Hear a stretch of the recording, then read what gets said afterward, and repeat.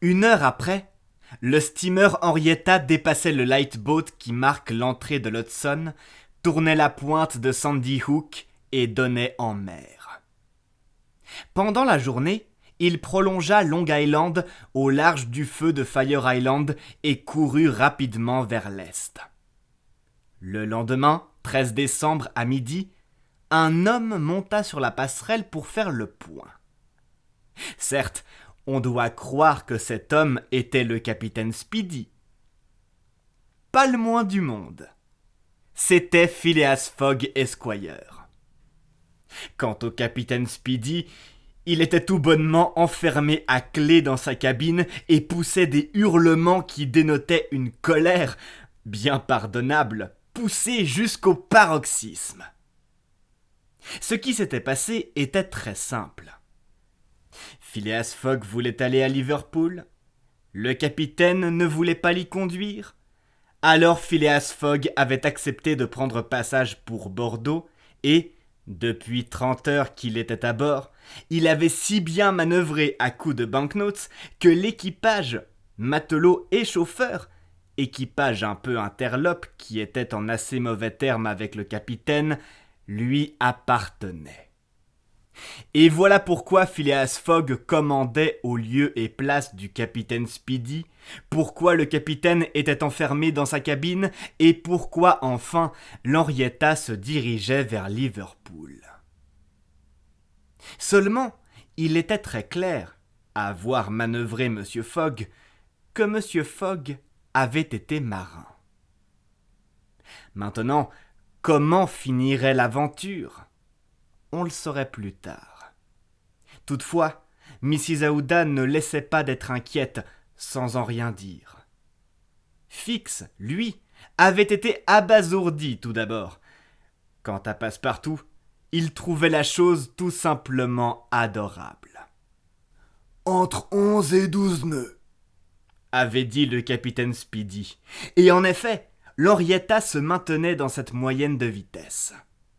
Si donc, que de si encore, si donc la mer ne devenait pas trop mauvaise, si le vent ne sautait pas dans l'est, s'il ne survenait aucune avarie au bâtiment, aucun accident à la machine, l'Henrietta, dans les 9 jours au compter du 11 décembre au 21, pouvait franchir les 3000 milles qui séparent New York de Liverpool.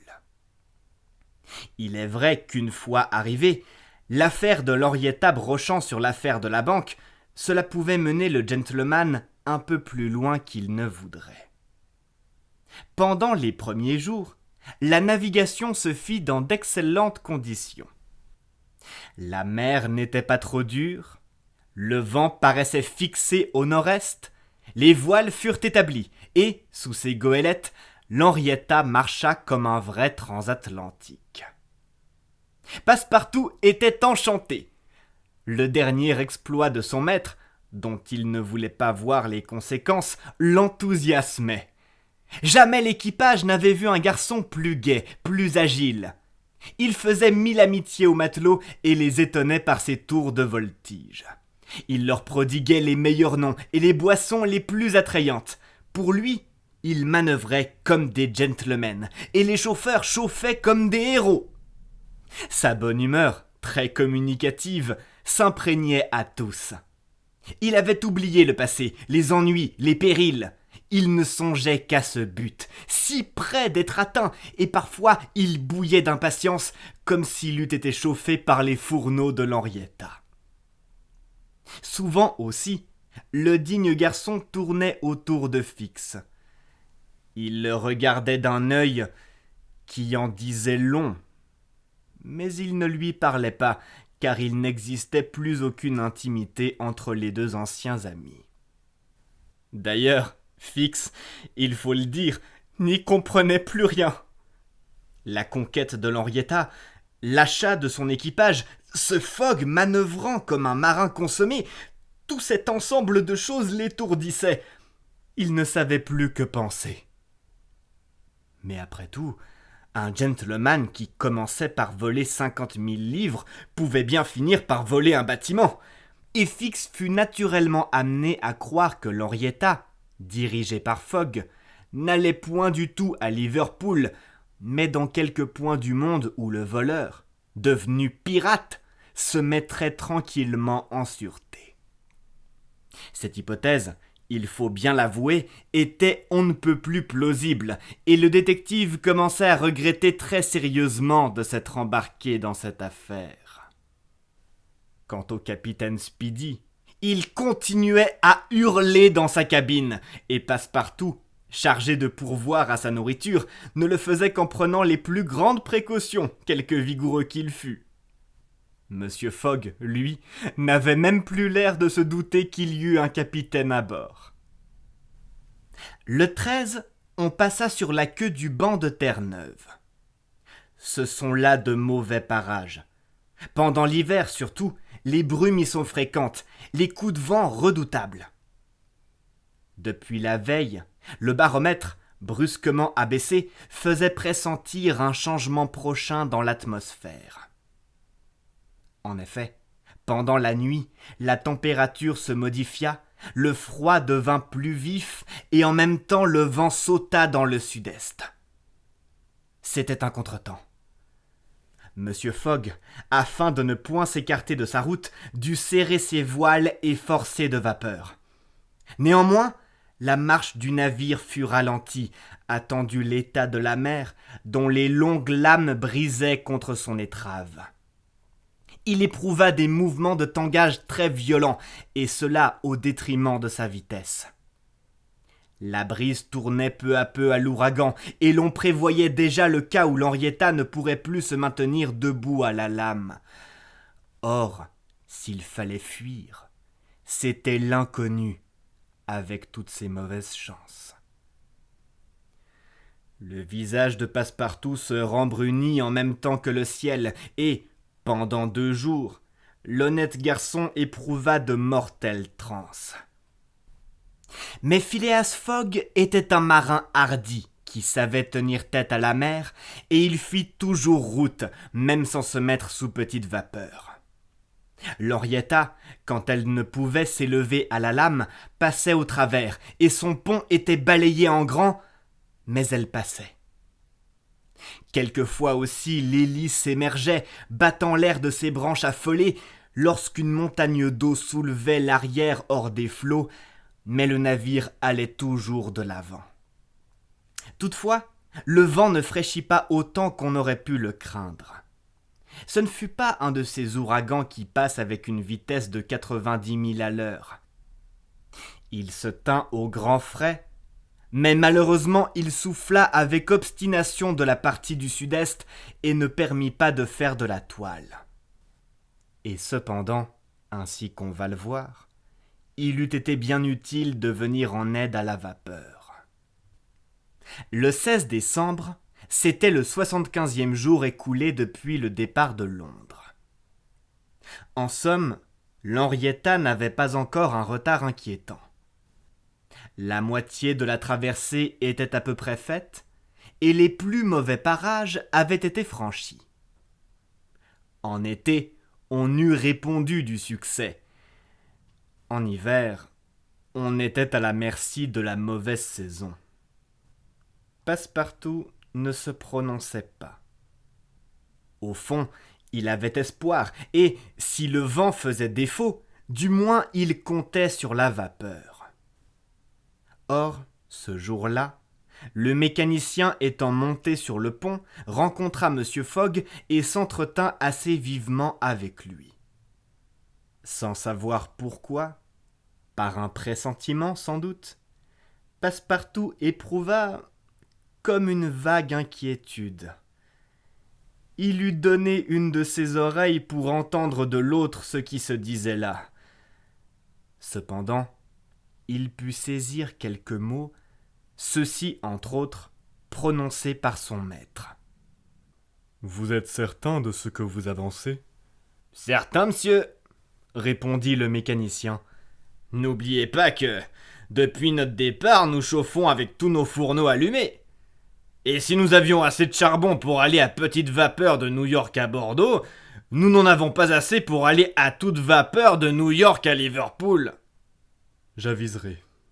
répondit M. Fogg. Passepartout avait compris. Il fut pris d'une inquiétude mortelle. Le charbon allait manquer.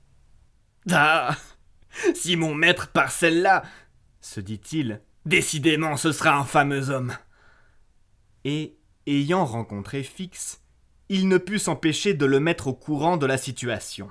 « Alors, lui répondit l'agent les dents serrées, vous croyez que nous allons à Liverpool ? Parbleu ! Imbécile, répondit l'inspecteur qui s'en alla, haussant les épaules. Passepartout fut sur le point de relever vertement le qualificatif, dont il ne pouvait d'ailleurs comprendre la vraie signification, mais il se dit que l'infortuné Fix devait être très désappointé, très humilié dans son amour-propre après avoir si maladroitement suivi une fausse piste autour du monde, et il passa condamnation. Et maintenant, quel parti allait prendre Phileas Fogg ? Cela était difficile à imaginer.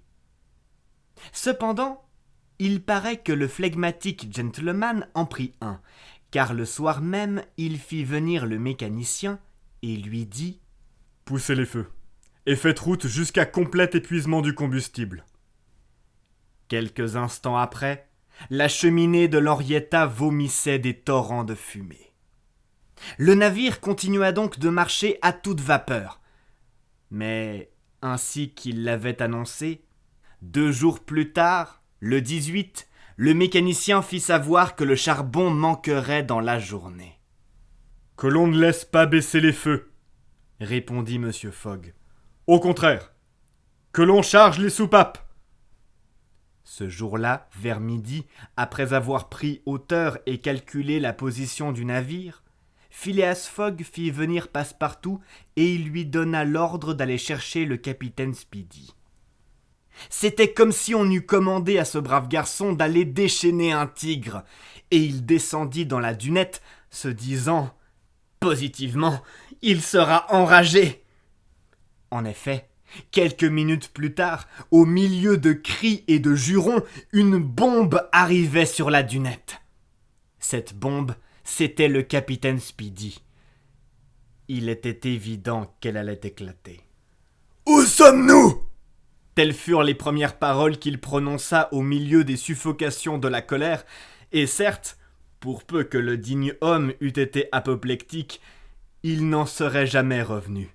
« Où sommes-nous » répéta-t-il, la face congestionnée. « À 770 milles de Liverpool. » répondit M. Fogg avec un calme imperturbable.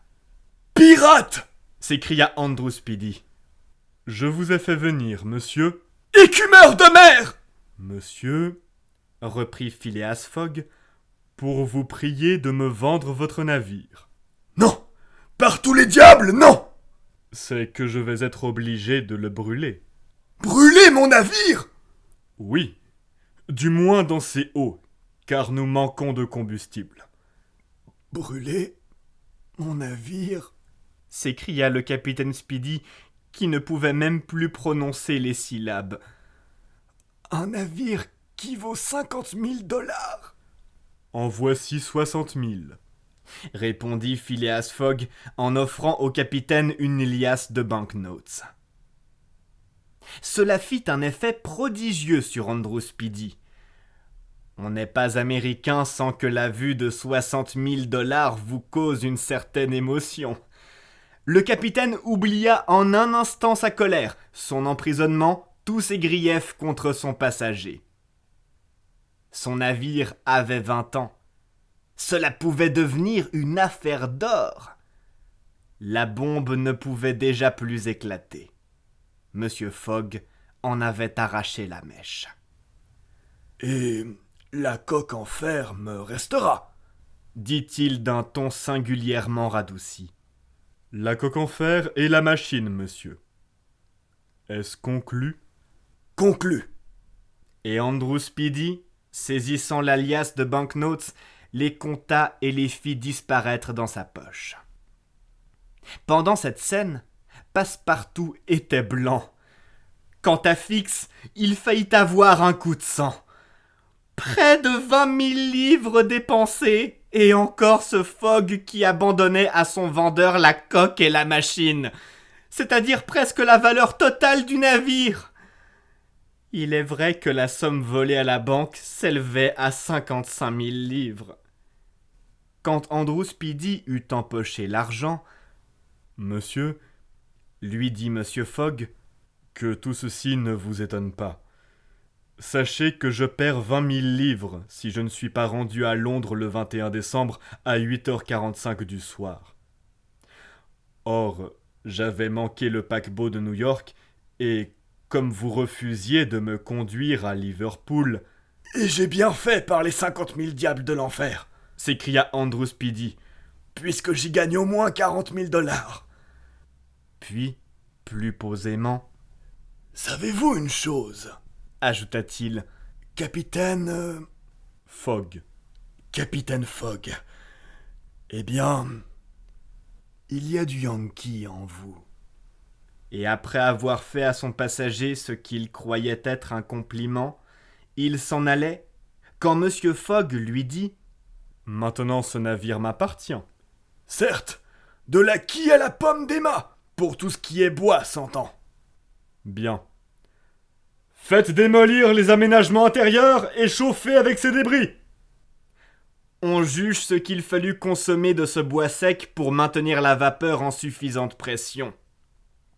Ce jour-là, la dunette, les roufles, les cabines, les logements, le faux pont, tout y passa. Le lendemain, 19 décembre, on brûla la mâture, les dromes, les espars. On abattit les mâts, on les débita à coups de hache. L'équipage y mettait un zèle incroyable. Passepartout, taillant, coupant, sciant, faisait l'ouvrage de 10 hommes. C'était une fureur de démolition. Le lendemain, 20, les bastingages, les pavois, les œuvres mortes, la plus grande partie du pont furent dévorés. L'Henrietta n'était plus qu'un bâtiment rasé comme un ponton. Mais ce jour-là, on avait eu connaissance de la côte d'Irlande et du feu de Fastenay. Toutefois, à 10 heures du soir, le navire n'était encore que par le travers de Queenstown. Phileas Fogg n'avait plus que 24 heures pour atteindre Londres.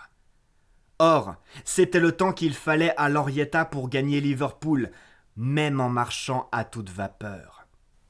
Et la vapeur allait manquer enfin à l'audacieux gentleman. « Monsieur, » lui dit alors le capitaine Speedy, qui avait fini par s'intéresser à ses projets, « je vous plains vraiment. Tout est contre vous. Nous ne sommes encore que devant Queenstown. »« Ah » fit Monsieur Fogg. « C'est Queenstown, la ville dont nous apercevons les feux ?»« Oui. »« Pouvons-nous entrer dans le port ?»« Pas avant 3 heures. À pleine mer seulement. »« Attendons. » répondit tranquillement Phileas Fogg, sans laisser voir sur son visage que, par une suprême inspiration, il allait tenter de vaincre encore une fois la chance contraire. En effet, Queenstown est un port de la côte d'Irlande dans lequel les transatlantiques qui viennent des États-Unis jettent en passant leurs sacs aux lettres. Ces lettres sont emportées à Dublin par des express toujours prêts à partir. De Dublin, elles arrivent à Liverpool par des steamers de grande vitesse, devançant ainsi de 12 heures les marcheurs les plus rapides des compagnies maritimes. Ces 12 heures que gagnait ainsi le courrier d'Amérique, Phileas Fogg prétendait les gagner aussi. Au lieu d'arriver sur l'Henrietta le lendemain soir à Liverpool, il y serait à midi et, par conséquent, il aurait le temps d'être à Londres avant 8h45 du soir. Vers 1h du matin, l'Henrietta entrait à haute mer dans le port de Queenstown et Phileas Fogg, après avoir reçu une vigoureuse poignée de main du capitaine Speedy, le laissait sur la carcasse rasée de son navire qui valait encore la moitié de ce qu'il l'avait vendu. Les passagers débarquèrent aussitôt. Fix, à ce moment, eut une envie féroce d'arrêter le sieur Fogg. Il ne le fit pas pourtant. Pourquoi ? Quel combat se livrait donc en lui ? Était-il revenu sur le compte de M. Fogg ? Comprenait-il enfin qu'il s'était trompé ? Toutefois, Fix n'abandonna pas M. Fogg. Avec lui, avec Mrs. Aouda, avec Passepartout, qui ne prenait plus le temps de respirer, il montait dans le train de Queenstown à 1h30 du matin, arrivait à Dublin au jour naissant et s'embarquait aussitôt sur un des steamers, vrai fuseau d'acier, tout en machine, qui, dédaignant de s'élever à la lame, passe invariablement au travers. À 12h20, le 21 décembre, Phileas Fogg débarquait enfin sur le quai de Liverpool. Il n'était plus qu'à 6 heures de Londres. Mais à ce moment, Fix s'approcha, lui mit la main sur l'épaule et, exhibant son mandat, « Vous êtes le sieur Phileas Fogg ?» dit-il. « Oui, monsieur. » « Au nom de la reine, je vous arrête. »